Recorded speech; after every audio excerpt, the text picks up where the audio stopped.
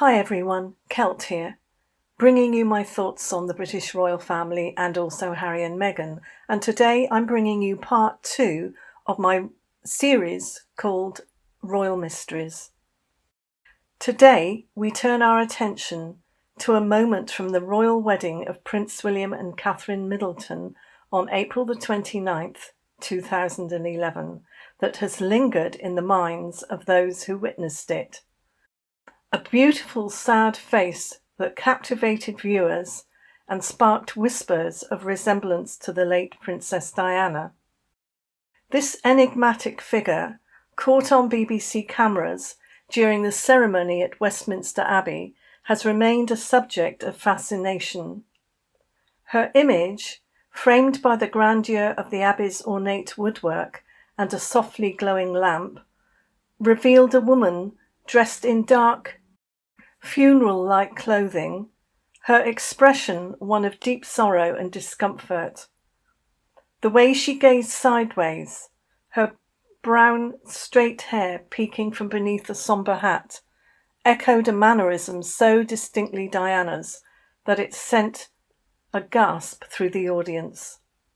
At the time, people couldn't help but talk, their conversations buzzing with curiosity about who she might be and why she carried such a poignant air. This woman's appearance was no fleeting glimpse. The BBC coverage, with its meticulous sweeps across the congregation, captured her multiple times. Seated behind the choir on the left side of the Abbey, her position, nestled between a tall woman adorned with a light-coloured hat and a gentleman to her right, suggested a deliberate placement within the vast assembly of nearly 1,900 guests. Yet, her seclusion within an alcove, framed by carved wooden wings, hinted at a desire to remain apart, almost invisible. The sadness etched into her features, a stark contrast to the joyous occasion, fueled speculation. Was this a deliberate tribute to Diana, whose memory loomed large over her son's wedding? Or did it reflect a personal sorrow unknown to the public eye? Some even suggested that it was Diana's ghost, and others even suggested that it was Diana looking younger due to having had plastic surgery. But the majority thought that it had to be a relative of Diana. The resemblance was uncanny. Those same expressive eyes, the tilt of the head, the way her lips curved downward in quiet distress. It was as if Diana herself had stepped back into the frame, if only for a moment. Let us delve deeper into that expression, comparing it to the iconic images of Princess Diana we hold dear. Diana was known for her emotive face, a canvas of vulnerability and strength. In photographs from her own wedding in 1981, we see a young woman radiant yet nervous, her eyes occasionally darting sideways as if seeking reassurance. Later, during her public struggles, her gaze often carried a weight, a mixture of melancholy and resilience, most notably in 1995 during her Panorama interview, where her sideways glance conveyed a world of unspoken pain. The mystery woman at William's wedding mirrored this. Her eyes, partially obscured by the hat's brim, held a similar depth, a sideways look that seemed to search for something or someone lost. The angle of her jaw, the slight furrow of her brow, all echoed Diana's more sombre moments, suggesting a shared emotional lineage that transcended mere coincidence. The setting of Westminster Abbey, with its rich history and intricate design, only amplified the mystery. The choir area, where she sat, is a focal point during royal ceremonies. Its members often filmed in close detail.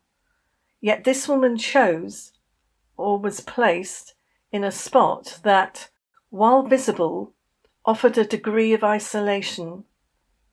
The ornate woodwork acted as a natural shield, and the lamp's warm glow cast soft shadows across her face, enhancing the melancholic beauty that drew viewers in. Someone in the know at the time, perhaps a staff member or guest with insider knowledge, remarked that she had arrived and departed through a side door, a discreet entrance near the choir. This unusual movement suggested she sought to avoid the main throng, adding to the intrigue. Was she fleeing attention, or had circumstances forced her into this solitary path? The whispers from 2011 suggest it was a topic of hushed conversation among attendees and viewers alike. Her attire further deepened the enigma. The dark clothing, reminiscent of mourning attire, stood out against the vibrant hues worn by most guests. The hat, a classic accessory, framed her face and concealed much of her what appeared to be brown straight hair, whereby there were a few strands that could be seen. This choice of dress could have been a personal statement, a nod to Diana's own fashion legacy, where she often used clothing to convey emotion. Yet it also raises questions. Why such sombre tones at a wedding? The gentleman to her left, our right, later identified through observation as George Osborne, in my opinion, who was then a member of Parliament, and I believe he was the Chancellor of the Exchequer, was part of a group of cabinet members seated behind the choir, as confirmed by a recently uncovered seating list. His presence suggested a formal arrangement, but it did little to explain her solitary state. The seating list, which is a treasure trove of information, reveals that the south side of the Abbey, behind the choir, hosted not only cabinet members like David Cameron, Ed Miliband and Ken Clarke, but also faith representatives and friends of the bride and groom. This mix of political figures and personal connections places our mystery woman within a prestigious yet diverse group. The tall woman, with the light-coloured hat to her right, which is our left, might belong to either category. The hat, on closer inspection, seems to be white with black spots.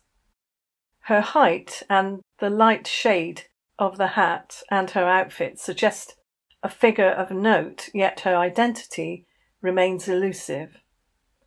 The list's detail about friends of William and Catherine opens the door to family ties, leading some to consider the Spencer lineage, given Diana's indelible link to the event.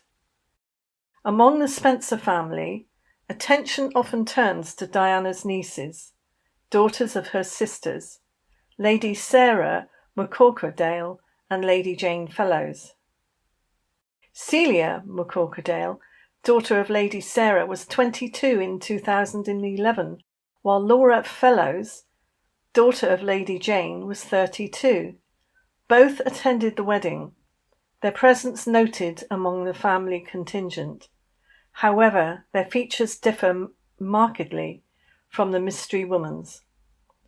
Celia, with her lighter, more angular face, and Laura, with a rounder countenance and darker hair, styled differently, lack the same Diana-like expression and what seemed to be straight brown hair in the footage. Their public images from the time, smiling and dressed in lighter tones, contrast with the sombre figure behind the choir. This divergence suggests the woman may not be one of these nieces, though their attendance fuels the speculation about a Spencer connection. Could this be another relative, perhaps a more distant cousin or a friend with Spencer ties? The family's history of discretion makes such possibilities plausible, yet no record confirms another niece or close associate matching her description. The side door entry, as reported by that insider, hints at someone with access yet a desire for privacy, perhaps a figure embarrassed by a personal circumstance. I have one theory which suggests a fallout with a +1, leaving her to attend alone. That would explain the distressed look, the solitary arrival and departure, and the lack of a companion beside her. I think this is a very strong possibility which could explain the way she was looking. The comparison to Diana's expressions continues to haunt this mystery. In 1992, during her separation from Prince Charles, Diana's public appearances often showed a guarded sadness, her eyes cast aside as if shielding her thoughts. The mystery woman's sideways glance, captured repeatedly by the BBC, mirrors this, suggesting a similar inner turmoil. The straight brown hair visible under the hat aligns with Diana's own style in her later years, though the dark clothing diverges from Diana's brighter wedding day choices. This blend of similarity and difference keeps the speculation alive. The Abbey's vastness, with its echoes of past royal ceremonies, seem to amplify this connection, drawing viewers into her narrative. George Osborne's proximity offers another layer. As a politician, his seat behind the choir with other cabinet members indicates a calculated placement. The seating list's inclusion of faith representatives and friends suggests a blend of roles, perhaps to honour Diana's legacy through her family's presence. The tall woman with her light hat, possibly a friend from Catherine's circle. Her interaction, or lack thereof, with the mystery woman could hint at their relationship, yet the footage offers no clear sign. The ornate alcove with its carved wings framed this trio, turning a simple seating arrangement into a stage for unanswered questions. The side door exit, a detail from 2011 rumours, reinforces the idea of a hurried and private departure. The mystery endures because the evidence remains fragmented. The BBC's focus on the couple and key royals left this figure on the periphery, her identity obscured by time and distance. The straight brown hair, the Diana-like expression, the dark attire all point to a story untold. The seating list confirms her place among friends and dignitaries. Was she a friend betrayed, a relative estranged, or simply a guest overwhelmed by the occasion? The lack of definitive records, the absence of her name in official accounts, keeps the enigma alive. Those who remember the 2011 chatter recall a sense of wonder, a feeling that something significant was unfolding behind the scenes. As we conclude this video, the beautiful, sad face remains a symbol of mystery. Her resemblance to Diana, her solitary presence next to George Osborne, and the tall woman with the light hat form a puzzle yet to be solved. The side door entrance and exit, the sideways glance. Perhaps she was a Spencer, perhaps not, but her story, like Diana's, touches a chord of empathy and curiosity. The Abbey's walls hold her secret still, and with it the hope that one day a new clue might emerge. Until then, I invite you to ponder, who was she? Share your thoughts, your memories from 2011, and let's continue this quest together. The mystery woman behind the choir waits, her face a silent question in the annals of royal history. She was so beautiful but so sad. Her outfit might well have been dark navy and not black. I would love to know your thoughts on this. So, if you haven't already, subscribe, like if you like this video, and ding the bell if you'd like to receive more of this series of royal mysteries. Thanks for watching. Bye.